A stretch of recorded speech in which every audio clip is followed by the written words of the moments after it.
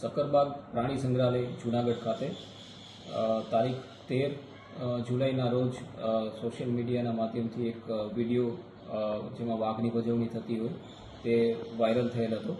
તો આ બાબતે તપાસ કરતાં તારીખ 12 જુલાઈના રોજ આ વિડીયો ઉતારવામાં આવેલ હોય અને એની વિગતવાર તપાસ કરતાં અને ઝૂ ખાતે સીસીટીવી કેમેરા જે છે અને પોલીસની જે નેત્રમ શાખા છે તેની મદદથી આ ગુના સબબે 2 તમતદારને અટકાયત કરવામાં આવેલ છે, જેનું નામ છે શિરોડિયા દેવાભાઈ નાગજીભાઈ ઉંમર 43 અને શિરોડિયા બાબુલાલ ભીમાભાઈ ઉંમર 35.